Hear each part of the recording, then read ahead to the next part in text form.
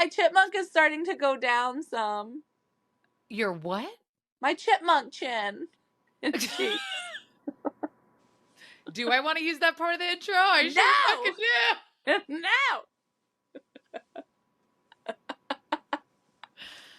It's like when people tell me all the time, they're like, oh my God, Red, you don't look 40. And I'm like, I'm just peacocking you with sparkly nails, glitter tattoos, and the brightest hair you've ever seen. Like,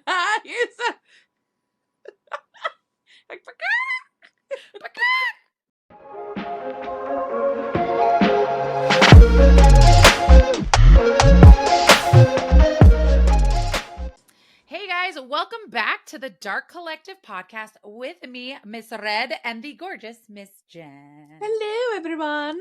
Thanks for tuning in. We are so excited to be back. We just got back from Boston recently, and it was cold. I was cold. It's not that bad. I know. For you, maybe, because this woman's from the East Coast. I'm like California, sunny, dreaming. Oh my God. Tell me you've seen that meme where the guy was like, check on your Southern California friends. It's been raining. No, I haven't. It's so ridiculous. Like, I'm going to put a little clip right here. Red's Just so you like, guys this is so true. Check on your Southern California friends, because right now our weather is not great. We're getting rain today, which means it's not sunny, which means it's not 75 degrees, which means we're struggling, and it's tough, and it's hard. Because it is like I live in San Diego, and San Diego made national news the last time we had a storm because some guy paddleboarded on the freeway. Like, of course they did. We're recording. It's the evening for us right now, and obviously I'm starving. But one of the things we did want to talk about was the food in Boston. I could move to Boston. Like, if it wasn't a city, I could move to Boston just for the food. I love every place we went to almost. So when we were in Boston, what was like the first restaurant you took us to? I can't remember the name right now. MJ O'Connor's technically is the first restaurant we went to because that's right. We wanted to try out the restaurants near Boston Park Plaza. Fantastic. It was so good. I loved everything. I got that spicy margarita. It was delicious. Mm-hmm. Oh yeah, your spicy margarita is pretty good. The really drinks were good. The food was fantastic. They also have like a full gluten-free menu, and they have like vegan options.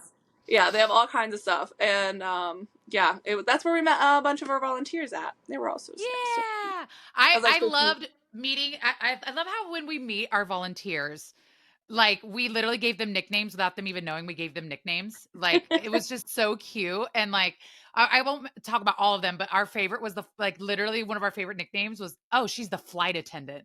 Like forever we'll just be known as the flight attendant. We're like, oh, I loved her. She was so nice. And the best part of the night was the car salesman, which she owns a car dealership, sweet as can be.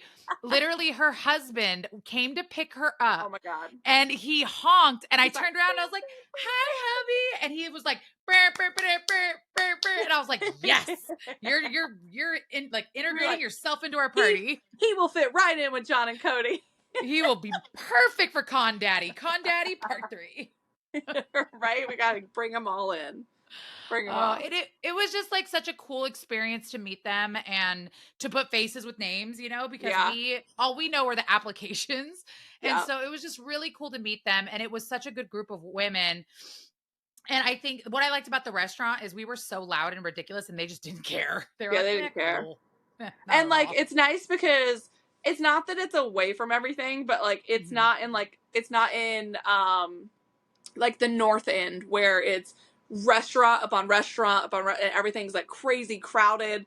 Because I can tell you right now, we're gonna make videos later on, like just for informational ones. But if you're listening to the podcast, make sure you're making your reservations at least 1 to 2 months out from Boston. Oh yeah. I didn't realize that till we went. Like you were just like, if we don't make a reservation, we're not eating dinner. Well, the girls were like, I don't want reservations. I want us to not we have to be there at this time. And I was like, listen, if you bitches want to eat, we need to at least have the reservation. We can cancel it if we don't need it. But like, if I'm talking for brunch, Maybe even for some lunches, especially in August because it's so nice out. Oh, it's But beautiful. It's so beautiful 100% for there. brunch and 100% for dinner. We did go to the Cheers bar, which was so awesome. There's a bar in the front. Don't go to that one. Go to the one in the back. That's where we went. That was it. Maybe we should do like a reservation thing when we go to Boston again. It was wonderful though. We had so much fun. Speaking of brunch though, where was our brunch place? Because that place was we went to 2, but my favorite brunch place that we went to is the Friendly Toast. The Boom Boom Room. The Boom Boom Room. It's so good. They have mimosa flights. They had like, which we ordered, essentially kind of like espresso martini flights. We ordered that too. Yeah, there was like an Oreo one, like a hazelnut something. I don't know. They were so good. They have. Of course, I like the ones that tasted straight like espresso. They were like, that just tastes like watered down coffee, and I was like, no, I love it. That was me that said it because I hate coffee. I like espresso martinis, but I like chocolate espresso martinis. Bethany loves the regular espresso martinis and the chocolate ones. But I'm more of I like my margaritas, or I like the mimosas are good. I like Bloody Marys too, but I can only do one, and then I'm full and gross. I think the one thing I am going to dream about is that deep fried churro or churros. Appetizer. I was like, not cannolis. The cannolis too. The cannolis too, but that's a whole nother episode about freaking cannolis. I didn't want to go to cannolis. No, those churro bites. Do yourself a favor. Order them in the beginning. That's what we did. Yep. We ordered them as an appetizer. At the end. You're not gonna be able to eat them. They're drizzled in chocolate and powdered sugar. And they had I think it was maybe like a raspberry, some kind of fruit sauce. And they had a raspberry coulis or something like that. They're so good. But yeah, we got those. We got some. Also, they have I got the Rice Krispie fried chicken sandwich, and it was kind of throwing me with it's coated in Rice Krispies. Just do it. Just get it. It's phenomenal. I had Joy try it. In your mouth. Yeah, because Joy was like, the Rice Krispies are throwing me, and I was like, just eat it. It's so good. And she was like, oh my God. And our server was amazing. She was so kind, and she knew so much about the menu. Yeah, it was. And then after that place, we went to, I kept calling it the wrong name. Surprise, surprise. But was it Citrus and Salt? Yes. I got it right. It was a Mexican restaurant. It right. Yeah. It was this amazing Mexican restaurant. And all we wanted to do was steal the bendy straws. That's all we wanted in life. Because we made hotel, we called it our hotel toilet wine. Sangria, or toilet sangria. A toilet sangria. That was for the win. Do you want to tell them why we made toilet sangria? Where you left me and Joy in the lobby? No. What are you talking about? So basically, Joy and I had arrived, and Jen was already in the room, and you can't get up to the rooms without your key in the elevator. So Jen was like, I'm on my way down. And literally, it had been 15 minutes. No, because girl, I was in the elevator going up, and it takes forever because you have to stop at the floors of other people. And then I had to find the room. So I was like, I'll be put my suitcases in the room, and then I'll be right back down. So yeah, it might have been 10 minutes from when I texted you. But then she got so goddamn thrilled because they left us a fruit basket. Two fruit baskets. And I'm not talking about just here's some oranges and some apples. It had blackberries and strawberries and pears and bananas and oil. Because then it took us on and then it took us to an adventure to find the other part of toilet wine, the Franzia.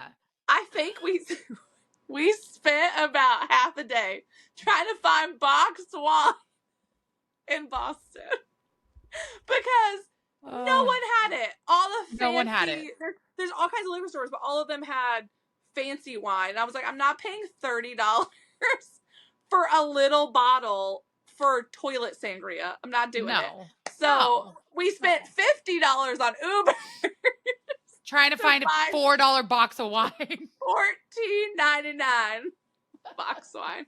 And we also got triple sec. So we went back and we had an ice bucket, because how else? I mean, I'm not actually putting it in the toilet. So we had to call down the desk and be like, we don't have an ice bucket. So they brought another one.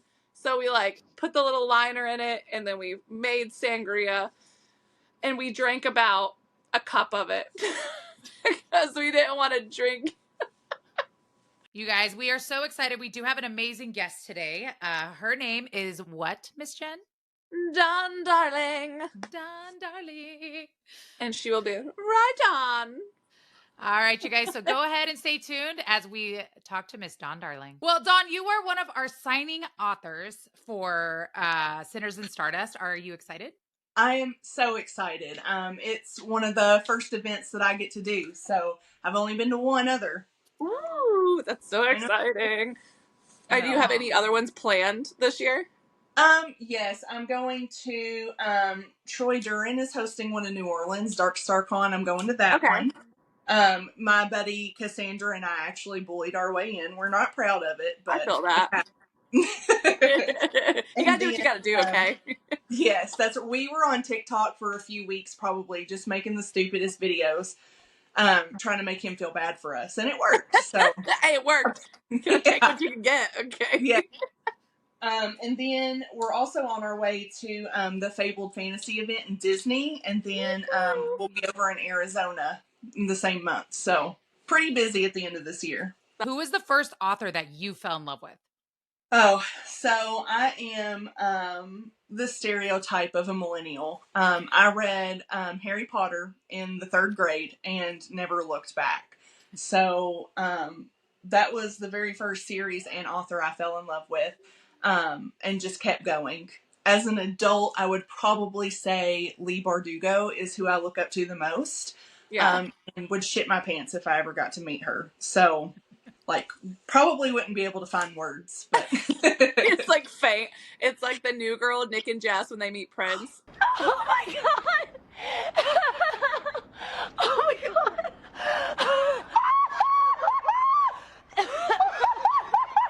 Oh my god! I don't know if anyone watches New Girl. Oh, when he's like, I love that show. Me too. I can watch it. I literally watch it on repeat while I clean. We were just in Boston, and when we were in the hotel room, that's the only thing that was on our TV the entire time was New Girl. The entire time. It's so good. He's like, Ma called, the bees are back. The Yeah. bees are back. Perfectly good forks on the end of my arms. My favorite one is I give you cookie, you give me cookie. I give you cookie, you give me cookie, Schmidt. I love when he's like, as I live and breathe, raisin. I said raisin again, didn't I? Winston, oh my gosh. This podcast just turned into a New Girl podcast. It's just a New Girl moment.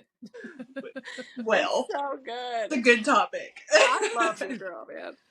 I do too. Crazy. All right. Good. So, what was the first story you ever wrote? Like, ever? Ever. Like, it doesn't have to be published. Just, like, one... Like, what was it about? Was it always, like, Greek gods and things like that? Or... No. something else? I actually had a creative writing class in college, which is really what kind of kicked me from the reader interest over into the writer interest. And the first thing I wrote was a fictional short story, and it was, you could probably categorize it in young adult, and it was basically like a trauma story. I don't remember exactly what it was about, but I got a lot of good feedback from my professor on it. And I do still have that feedback. It's funny that I kept that, not the actual story, but I will never forget him. He was the most awesome English professor. His last name was Bartholomew, so he fit the part really well. You're like, I don't want a teacher, an English teacher, but his last name is Bartholomew. Yes. So, yeah. And then I kind of lost it after that, you know. I had my son. I had him when I was really young. So I was just working whatever job I could find until my husband finished college. And I didn't write anything again until I wrote One Little Nightmare. So that was really scary to put out into the world. I can't even imagine. Like, that's every time I make a new design with my shop or something, I'm like, oh god, what if people hate it? So I can't imagine writing a whole book. Like, it's like one thing that you're so focused on for months, sometimes years, and then to put it out, I would just throw up all the time. Yeah, I was definitely really anxious to begin with, and I was an author's assistant for like 5 years before I decided to sit down and finish the manuscript. And I just, all the time, I'm like, you can look at your reviews if it makes you, feel like it's going to help you do better. Yeah. Because there are always consistency in bad reviews, and if you find that consistency, then that's what you want to work on. But it still sucks to read. Yeah. Because you pour your whole like effort and soul into this piece, and somebody's like, was that it? They're like, I hate this. You're like, I hate you. So when did you decide writing was your passion, and like how long have you been doing it? Like, when was that moment that you were like, I have to put it out? Probably 3 years ago, I would say. Really? Yeah.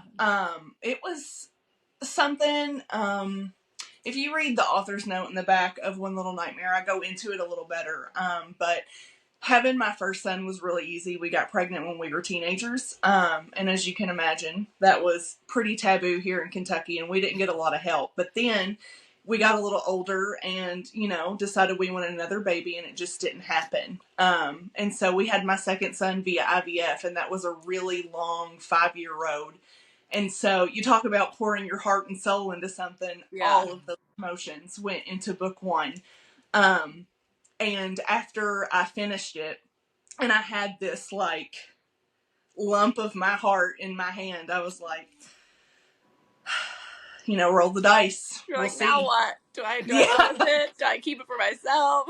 Yes, and I knew it was going to be extra hard to take critique on it because it's a little rough around the edges. I was totally Dr. Frankenstein with that book. I ripped it apart and sewed it back together a million times. So, things can always be better, but at the end, I think the emotion that I felt that I wanted to translate was still there. So, it was really hard to put that out because I knew there would be those reviews like, this is a piece of shit. And I'd be like, oh, you're like, that's my life. You also can never satisfy everyone. Like, even with the event, like, I know there's people that are going to come and they're just going to hate it. Like, they're going to be like, I wanted more, or it was too much, or, I didn't get to see every single author.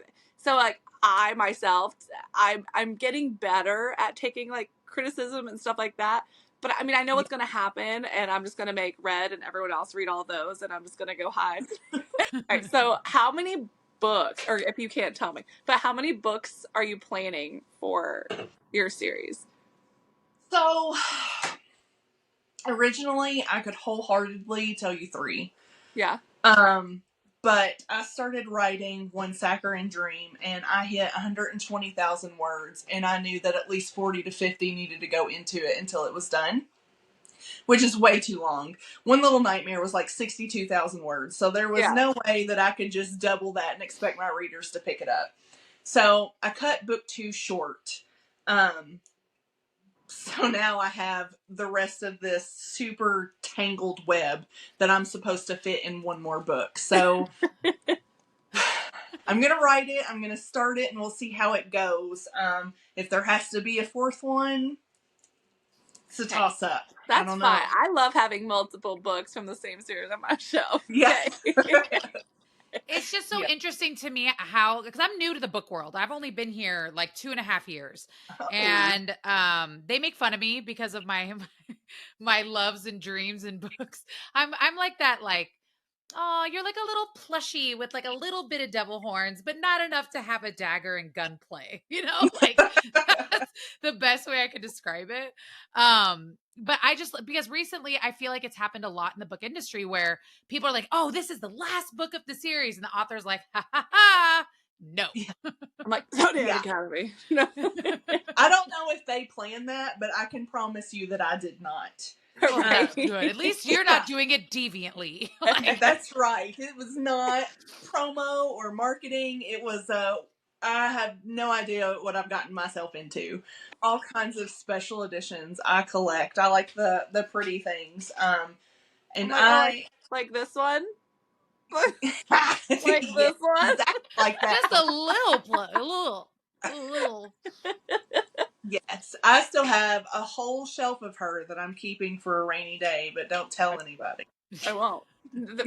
Getting back to it, but this is a crazy thing. I was just reading, like, making sure I was on the right thing. You killed your Kickstarter. Like, your Kickstarter got blown out of the water. Yeah. So, It did like, pretty good.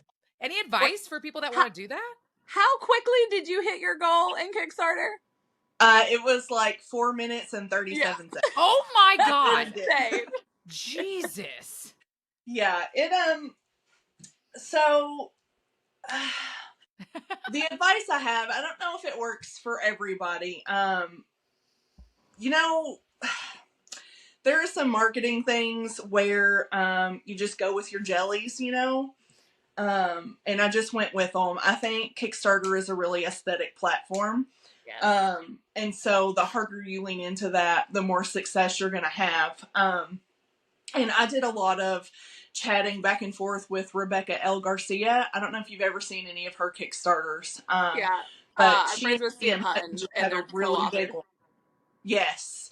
And they raised almost $60,000 for that one. Yeah. So when I signed in DC this past year, she was kind enough to sit down and talk with me because I knew it was something I wanted to do for book 2. I went all out of pocket for book 1 because I knew that that special editions were going to give me the most visibility as a new author, rather than leaning into the Amazon KU type thing. So I knew for book 2, I wasn't going to be able to pull that off again. So I went to Kickstarter, and it took me probably a solid 3 weeks worth of hours to get that put together and finagled just nicely. But my biggest advice again is aesthetics. If you've got it there, you'll have a successful campaign, I think.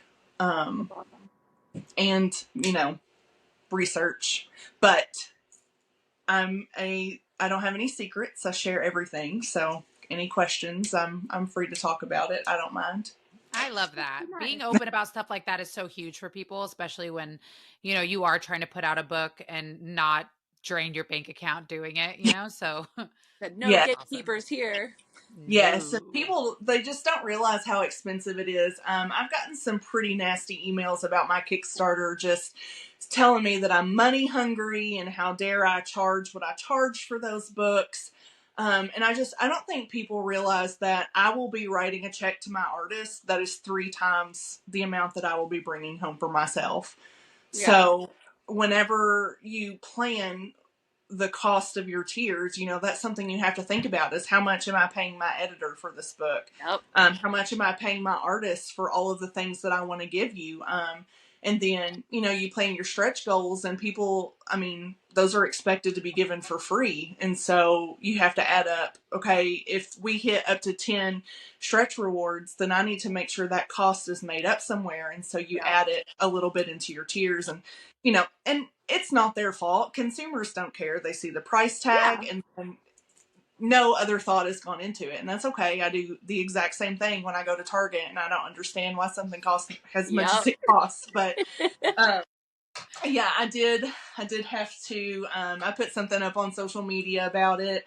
And I did respond to those emails, but that's just something I like for people to keep in mind is it's not greed. It's, I want to give you these things and I want to have these things, but it costs like 15 grand.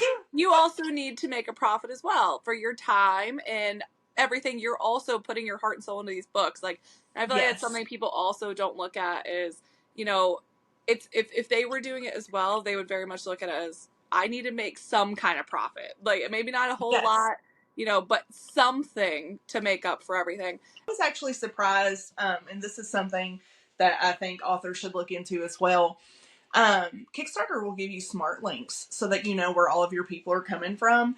And all of 64% of my traffic came just from Kickstarter, like the readers on their platform rather than really cool.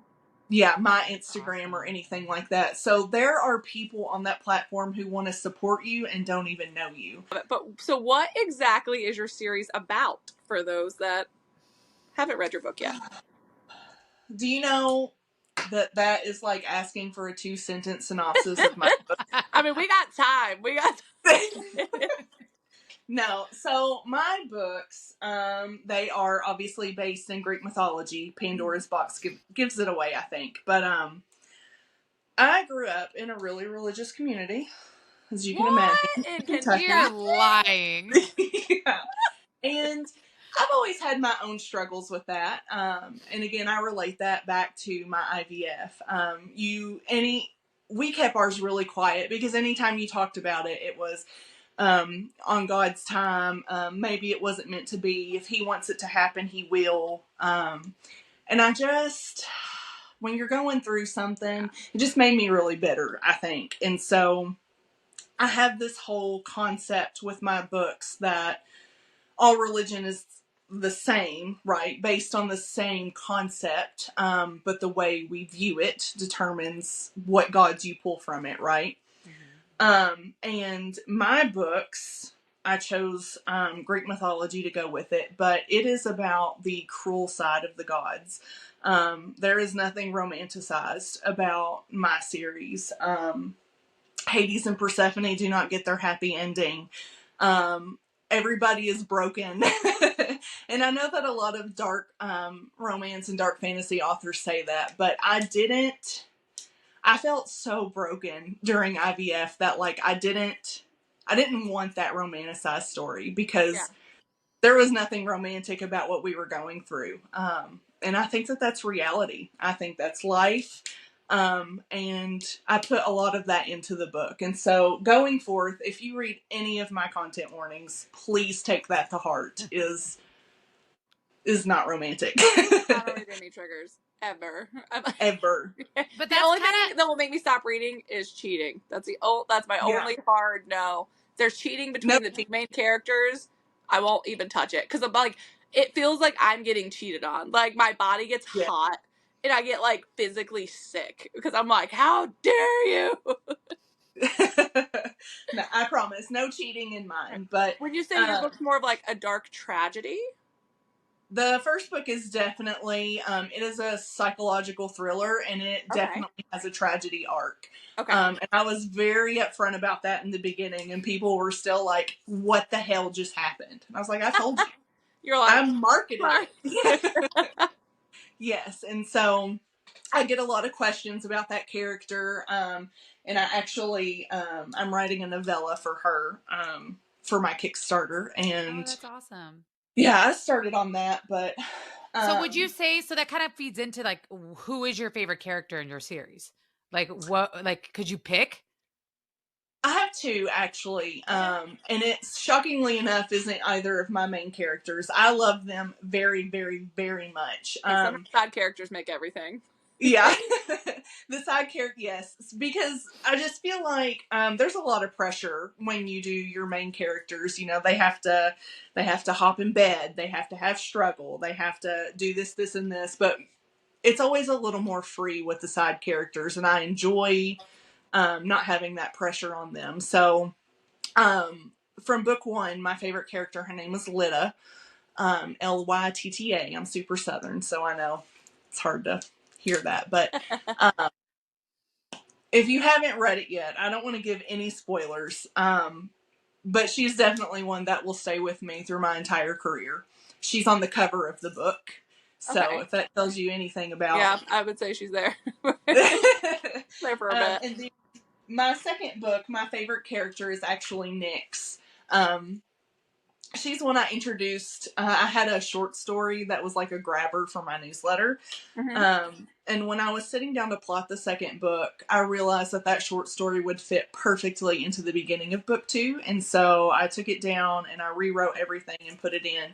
And she is the most relatable, angsty, sassy character I think I've written thus far. And I just really clicked with her on a specific level.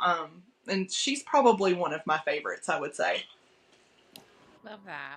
I'm excited for everybody to get to meet her. I love that you have two. That makes me happy. I don't know why. When is your second book out? It is not. No, I said when. When? Oh. When. If you are a Kickstarter backer, you get it in 2 to 3 weeks. My Patreon people already have it, and then it is being recorded for audio, and so it will release to the public sometime in April after I have some arcs done of that audio. That's so much fun.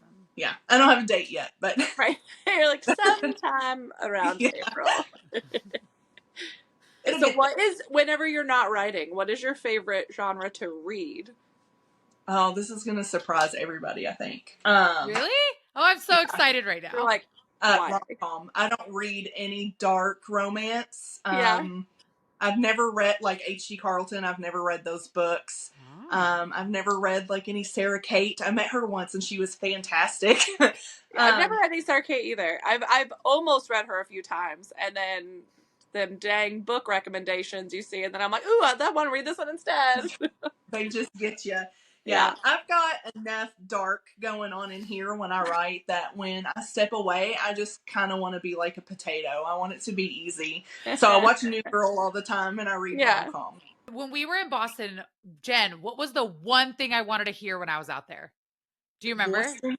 No, it was Kapak. That's all I wanted to hear. I needed to hear it. And when we were waiting outside, it was literally our last day there, and someone was like, I gotta go find my car. I can't remember where I parked it. And I was like, yes. Yeah, we were sitting outside of Mike's Pastry. I was so excited. Red turns and she's like, love it. So what is one piece of advice you wish you would have had whenever you first started?